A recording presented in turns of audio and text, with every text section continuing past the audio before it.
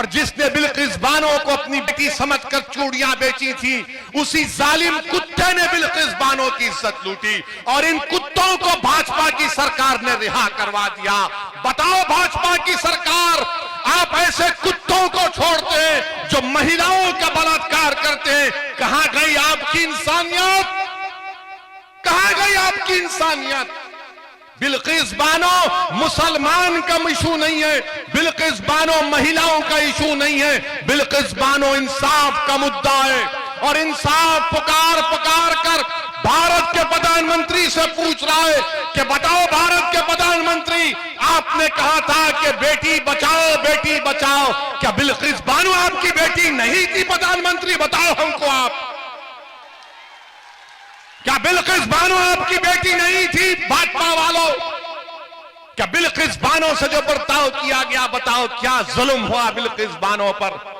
आज बिल्किस बानो अपने गांव को जाने से डरती है, बिल्किस बानो अपने गांव को जाने से डरती है। और क्या कांग्रेस ने बिल्किस बानो का नाम लिया? तुमने सुना कांग्रेस के नेताओं की जबान से बिल्किस बानो का नाम? किसी और को झाड़ू वाले ने नाम लिया, बिल्किस बानो का नहीं लेंगे। क्यों नहीं लेंगे? क्योंकि इनको मालूम ये लोग कुछ भी हो जाओ, गुलाम है, हमको वोट डालेंगे। मैं तुमसे अपील कर रहा हूं कि तुम सिवाय अल्लाह के किसी के गुलाम नहीं हो। बिल्किस बानो सिर्फ मुसलमान की बेटी नहीं है, बिल्किस बानो सिर्फ एक महिला नहीं है, बिल्किस बानो एक इंसाफ का लड़ाई का नाम है।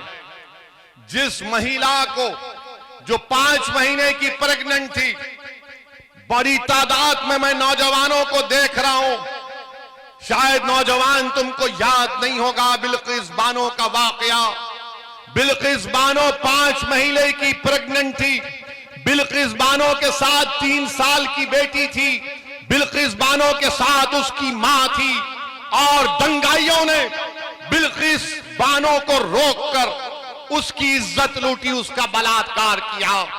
बल्कि जी नहीं भरा तो बिल्किस बानो की मां का भी बलात्कार किया। जब जी नहीं भरा तो बिल्किस बानो के साथ जो महिला थी उनका भी बलात्कार किया। और इन जालिमों का दिल नहीं भरा तो उन्हें बिल्किस बानो के सामने उसकी 3 साल की बेटी के सर को एक पत्थर पर मारकर उसका कत्ल कर दिया। इस पर भी दिल नहीं भरा इन जानवरों का तो उन्हें बिल्किस बानो की मां को और दूसरे महिलाओं का कत्ल कर दिया। बिल्किस बानो रात के अंधेरे में छुप छुप कर आदिवासी भाइयों बहनों के पास गई, उन्होंने उसको कपड़ा दिया। बिल्किस बानो ने उस वक्त की गुजरात की पुलिस के पास जाकर उसके शौहर को मैं सलाम करता हूं, बिल्किस बानो ने कंप्लेन की तो पुलिस ने कंप्लेन नहीं लिया। बिल्किस बानो ने कंप्लेन दी तो दवाखाने में जब किसी का बलात्कार होता है तो उसका सही तरीके से इलाज नहीं हुआ। बिल्किस बानो डटी रही, अपनी इज्जत की लड़ाई बिल्किस बानो नहीं लड़ रही थी, बिल्किस बानो इंसाफ की लड़ाई लड़ रही थी। महाराष्ट्र में मुकदमा चला, ट्रायल कोर्ट ने सजा दी, हाई कोर्ट ने सजा को बरकरार रखा तो नरेंद्र मोदी की भाजपा ने, गुजरात की भाजपा की सरकार ने अपनी रेमेशन पॉलिसी के तहत इन जालिमों को, जिन्होंने बिल्किस बानो के साथ इस तरह का बर्ताव किया और जिन्होंने बिल्किस बानो की इज्जत लूटी, कौन थे वो लोग तुम जानते नौजवानों? वो बिल्किस बानो के पड़ोसी थे, जिसको बिल्किस बानो चाचा कहकर पुकारती थी। जिस दिन बिल्किस बानो का रेप हुआ, बलात्कार हुआ, बिल्किस बानो उसकी दुकान से खरीदी हुई चूड़ियां पहनी हुई थी और जिसने बिल्किस बानो को अपनी बेटी समझकर चूड़ियां बेची थी, उसी जालिम कुत्ते ने बिल्किस बानो की इज्जत लूटी और इन कुत्तों को भाजपा की सरकार ने रिहा करवा दिया। बताओ भाजपा की सरकार, आप ऐसे कुत्तों को छोड़ते हैं जो महिलाओं का बलात्कार करते हैं। कहां गई आपकी इंसानियत? कहां गई आपकी इंसानियत? बिल्किस बानो मुसलमान का इशू नहीं है, बिल्किस बानो महिलाओं का इशू नहीं है, बिल्किस बानो इंसाफ का मुद्दा है। और इंसाफ पुकार पुकार कर भारत के प्रधानमंत्री से पूछ रहा है कि बताओ भारत के प्रधानमंत्री, आपने कहा था कि बेटी बचाओ, क्या बिल्किस बानो आपकी बेटी बेटी नहीं थी प्रधानमंत्री? बताओ हमको आप, क्या बिल्किस बानो आपकी बेटी नहीं थी? भाजपा वालों, क्या बिल्किस बानो से जो बर्ताव किया गया, बताओ क्या जुल्म हुआ बिल्किस बानो पर? आज बिल्किस बानो अपने गांव को जाने से डरती है। बिल्किस बानो अपने गांव को जाने से डरती है। और क्या कांग्रेस ने बिल्किस बानो का नाम लिया? तुमने सुना कांग्रेस के नेताओं की जबान से बिल्किस बानो का नाम?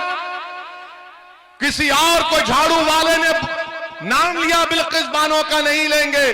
क्यों नहीं लेंगे? क्योंकि इनको मालूम ये लोग कुछ भी हो जाओ गुलाम है, हमको और डालेंगे। मैं तुमसे अपील कर रहा हूं कि तुम सिवाय अल्लाह के किसी के गुलाम नहीं हो, तुम किसी के गुलाम नहीं हो। मेरे अजीज दोस्तों और बुजुर्गों, ये बिल्किस बानो से ऐसा किया गया। और बताइए, भाजपा की नरेंद्र मोदी की सरकार दिल्ली में उसकी इजाजत दे दी कि हां इनको छोड़ दो। और क्यों छोड़ा गया इन जालिमों को? इन जालिमों को क्यों छोड़ा गया? क्योंकि छोड़ने वाले ने कहा कि ये ब्राह्मण थे, संस्कारी थे। किसी एक महिला की बलात्कार करना संस्कारी काम है? एक महिला की 3 साल की बच्ची को उसके सामने कत्ल करना संस्कारी काम है? मेरे अजीज दोस्तों और बुजुर्गों, यही नाइंसाफियों के खिलाफ हम आपसे अपील कर रहे हैं कि आप मंजलिस का साथ दीजिए।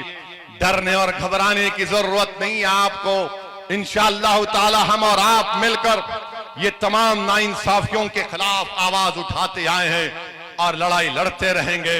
मैं आपको याद दिलाना चाह रहा हूं कि तुम जानते नौजवानों, अस्मा बिन्त अबू बकर कौन थी? अस्मा बिन्त अबू बकर कौन थी? अस्मा बिन्त अबू बकर हजरत सिद्दीक अकबर की साहबजादी थी। जब गारे सूर में रसूलुल्लाह सल्लल्लाहु अलैहि वसल्लम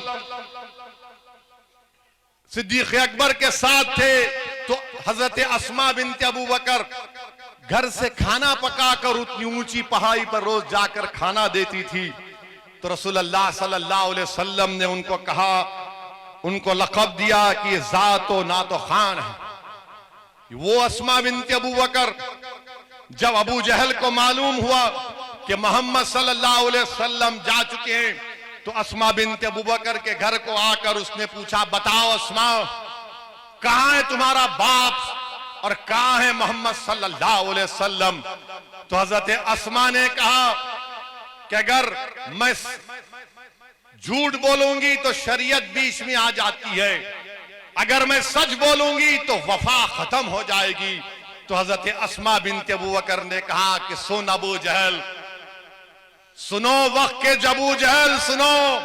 हजरत अस्मा ने कहा कि मैं जानती हूं मगर तुझे नहीं बताऊंगी।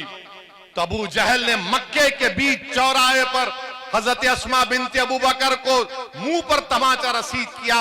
हजरत अस्मा बिन्त अबू बकर के कान में बाली थी, कान कट गया, खून निकलना शुरू हुआ, मगर वो फिर उस दिन अपने कान को कपड़ा लगाकर जब गारे सूर में अपने वालिद और रसूलुल्लाह सल्लल्लाहु अलैहि वसल्लम को उन्होंने खाना दिया, तो सिद्दीक अकबर ने अपनी बेटी से पूछा कि बेटी ये कपड़ा हटाओ, तुमने कपड़ा अपने मुंह पर क्यों लगा लिया?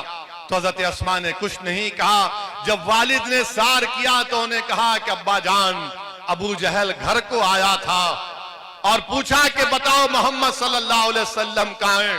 तो उसने मक्के के भरे चौराहे पर मुझे तमाचा रसीद किया और मेरा कान कट गया। तो आप अंदाजा लगाइए, सिद्दीक अकबर के आंख में आंसू आ गए।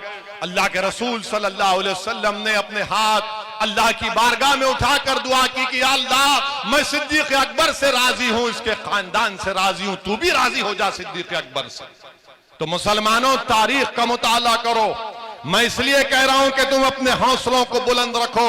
यही सिद्दीक अकबर की बेटी हजरत अस्मा बिन्त अबू बकर, उनके बेटे अब्दुल्लाह इब्ने जुबैर, जो इमाम हुसैन की शहादत के बाद इमाम हुसैन के परचम को उठाया, तो जब हज्जाज मक्के पर हमला करने आया तो उन्हें अपनी माँ जो 100 साल की हो गई थी अस्मा बिन्त अबू बकर से कहा कि अम्मा जान, अब मैं जा रहा हूं हज्जाज से मुकाबला करने के लिए, मगर लोग कहते हैं हज्जाज बड़ा जालिम है, वो लोगों की चमड़ी उतार देता है। तो उस गयूर मां ने कहा कि सुनो अब्दुल्ला, जब बकरी को काटा जाता है या बकरे को काटा जाता है तो काटते वक्त तकलीफ होती, उसके बाद कुछ नहीं होता। फिर मां ने अपने बेटे से पूछा, क्या तुम हक पर हो? तो बेटे ने कहा, हाँ मां मैं हक पर हूं। तो मां ने कहा, जा मेरे बेटे, अपनी जान को मोहम्मद सल्लल्लाहु अलैहि वसल्लम के दीन पर कुर्बान कर दे। और जब वो शहीद हो गए तो हज्जाज ने अब्दुल्ला इब्ने जुबैर की लाश को मक्के में लगा दिया। तो अब्दुल्ला इब्ने उमर जब लाश के पास से गए तो कहा कि 14 दिन से लाश लटकी हुई है मगर इससे खुशबू आ रही है। तो किसी ने पुकार कर कहा कि जब अब्दुल्ला इब्ने जुबैर पैदा हुए थे तो मोहम्मद सल्लल्लाहु अलैहि वसल्लम ने अपनी ज़बान मुबारक से खजूर को चबाकर पहली ग़िज़ा अगर अब्दुल्ला इब्ने जुबैर के जिस्म में डाली तो रसूलुल्लाह सल्लल्लाहु अलैहि वसल्लम ने अपना लाहब दहन से चबा हुआ खजूर डाला। तो लोगों ने कहा कि जिसके जिस्म में मोहम्मद सल्लल्लाहु अलैहि वसल्लम का लाहब दहन चला गया उसके जिस्म से कभी बदबू नहीं आ सकती। तो मुसलमानों, हौसलों को बुलंद रखो, ये दुनिया खत्म होने वाली है मगर याद रखो, दुनिया याद रखेगी अब्दुल्ला इब्ने जुबैर को, दुनिया याद रखेगी सुबह क़यामत तक इमाम हुसैन को, दुनिया याद रखेगी हजरत ज़ैनब को, वक्त के यजीदों को, वक्त के अबू जहलों को दुनिया सफ़े हस्ती से मिटा देगी। तुम पुरुम्मीद हो कि इंशाअल्लाह ताला हक कामयाब होगा। मेरी आपसे गुजारिश है कि मंजिल के लिए काम करिए, हमारी कोशिश में हमारा साथ दीजिए। इंशाअल्लाह फिर आऊंगा गोमतीपुर को और आपके गली कूचों में आऊंगा, आपके घर में आऊंगा, क्योंकि याद रखो गोमतीपुर की जनता, वो घर मेरा भी है, उस घर पर मेरा भी हक है, वो मेरे भाई का घर है, वो मेरी माँ का घर है, वो मेरे बेटे का घर है और मेरा हक बनता कि मैं तुम्हारे घर में आऊंगा और बैठूंगा।